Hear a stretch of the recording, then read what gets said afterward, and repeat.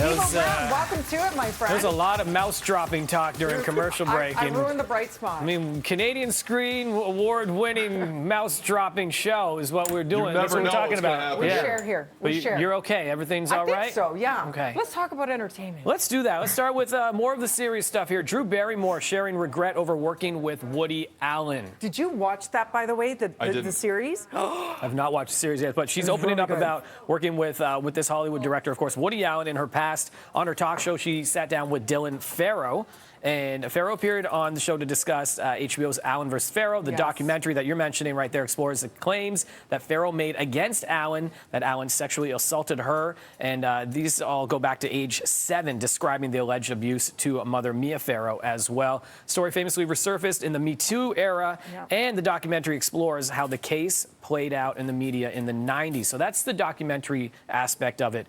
But Drew Barrymore saying to Farrow, I worked with Woody Allen. I did a film with him in 1996 called Everyone Says I Love You. And there was no higher career calling card than to work with Woody Allen. But then I had children.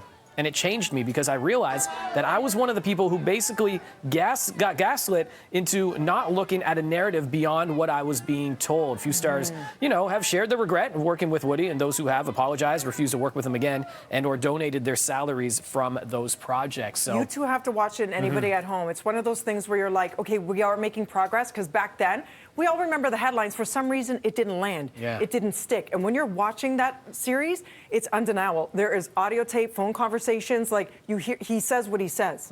You hear from the child. You hear the allegations. You hear the details. And without a doubt in your mind, you're thinking, my gosh, what are all those people saying now? So it's interesting and good on Drew Barrymore for coming out now and saying, I feel differently. But what you said about it not landing is the problem. He's still working. He still has projects in the work with A-list names when it comes to celebrities. To this day.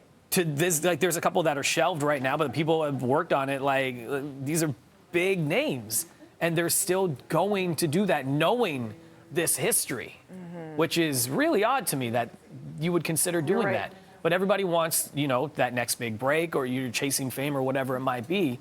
But when you know that that's someone's history, why? Why do that? I almost want to withhold another word until I see this. Yeah, you have to see the way you just described it. Well, you have to see it. So I'm just going to do this. It's so disturbing. Because I know the stories, but I haven't seen how it's framed in this, so I want to give that a watch. Okay, let's completely switch gears right here and celebrate a milestone for a fan favorite, a family favorite, and Shrek.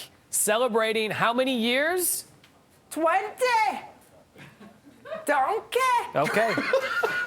Calling me a donkey and saying 20 years, I'm okay with that for this instance right here. 20-year celebration. The voices of Mike Myers, Eddie Murphy, Cameron Diaz, John Lithgow, and more. Love it. What a classic film right there. And of course, parodies other fairy tale adaptations.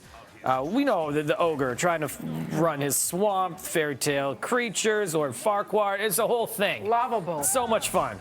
You know that Chris Farley was originally cast for this. No way. Because if you look at Shrek, think about it. Shrek is Chris Farley, right? But 100%. He passed away in 1997 before all the work was finished.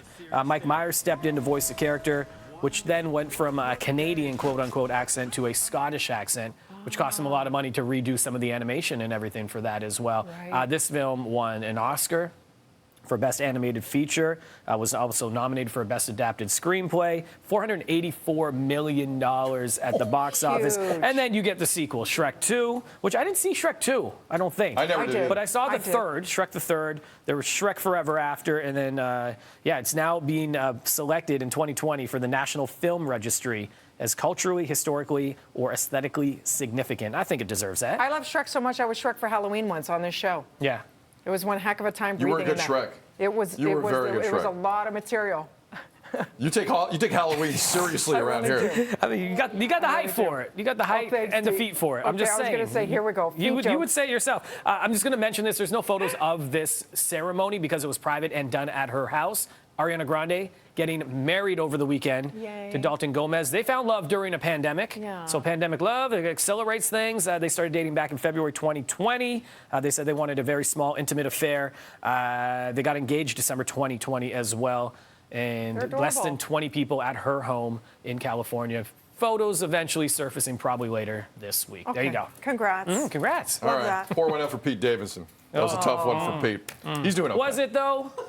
Was it though? I think He was it hurt him. heartbroken. If you prick him, does he not bleed? He was Yes, it was tough for Pete He Davidson. loved her. Of course. Okay. All right, coming up I don't know. is where we'll debate later. Okay, Devo. thank you. Next. Is wearing Well played. is wearing a mask causing you aches and pains? We have the relief.